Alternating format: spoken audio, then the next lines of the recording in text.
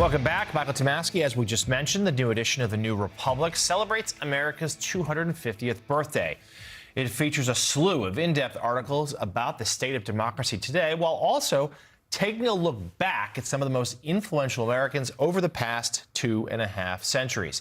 It includes several lists, rankings, like top presidents, worst presidents, and the most important American women. We, of course, can't get into all of that today. That's why you should pick up an issue and read for yourself. But let's do a little now. Yeah. I mean, of course, best presidents. Yeah. Give us a quick set. These are historians. This isn't just you and your staff. Right. Give us. We're seeing the list here. A Lincoln FDR tie at the top. George Washington, a strong third. Yeah. Yeah, it's about 100 historians and others. We asked some other scholars and public intellectual types, they gave us answers over the course of the spring. Best presidents, worst presidents, greatest moments in American history, worst moments in American history, images that define American history for better and for worse. The greatest works of art in American history, the most influential politicians who weren't president, et cetera, et cetera, et cetera. Culminating in, we asked them to name their liberal Mount Rushmore. Okay. I'm sure you've had many Barstool conversations about the Red Sox Mount Rushmore. Always. John. I can do it real quick. Oh, Let's save that for later. Yeah, no. So we decided to apply that principle that sports fans use to the history of American liberalism, and who's your liberal Mount Rushmore. It's a lot of fun. So talk to us about the most important women, that list you mentioned. Yeah, well, Eleanor Roosevelt, Harriet Tubman. I can't remember all the. Here we go. There they We're are. showing it on here. We have okay. Eleanor Roosevelt, Harriet Tubman, Susan B. Anthony. The list goes on from there. Lauren, what do you think? Yeah, no, this is pretty good. I'd like to commend you, A, for asking the question, and B, for putting it in the magazine, because I think it is one of the pieces of American history that does continue to get overlooked. I mean, we have very few statues to women in history in Washington or in other key places. So thanks for doing that.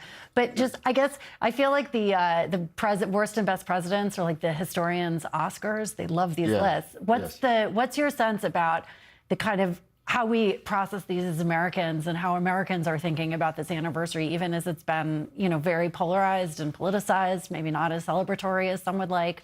What's your hope for Americans to take away? We have two Americas. We have the America that people like us live in, and then there's MAGA America. And Donald Trump was the worst president on our list. And I would. Why don't we show that now? Yeah. And I would imagine in MAGA America, he's very much not the worst. They probably put him at the top. I will say that our list, though our panel of historians obviously leaned liberal, they were objective in some ways. People might have noticed Phyllis Schlafly was on that most influential women list. John C. Calhoun and Barry Goldwater were on the list of most influential politicians who never became president. And then we had a little section where we did just ask some conservatives for their point of view. And that was really interesting, too. We asked people like Judge Ludwig and other influential conservative thinkers. So we gave the conservatives their say as well. And I guess, returning to Lauren's point, that we saw the list there. Donald Trump obviously fares pretty poorly in these lists. And I think that's what a lot of people are having a hard time right now as we barrel into the 250th anniversary, is that what should be a unifying moment doesn't feel that way. No. And I think the president, I mean, there are lots of factors for that, but the president probably takes the most blame. In fact, the fact that tonight was supposed to be a America Unity concert, instead, it's just, in his own words, a mega Trump rally. Yeah. And, what he's doing to Washington, to the footprint of our nation's capital, and tearing down the East Wing and trying to build that arch in that little traffic circle. It's a small traffic circle where he's trying to put this 250-foot high arch.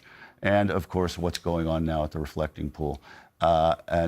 You could say he's trying to beautify Washington, but these are vanity projects. He's trying to leave the stamp of Trump on the nation's capital. The arch in particular in that sacred place, I find just despicable. Lauren, final thought to you. It is the 4-year anniversary since the end of Roe v. Wade. Well, it's notable that abortion really wasn't on the ballot in many ways during the election yesterday. It's sort of faded in many senses from the public campaigning.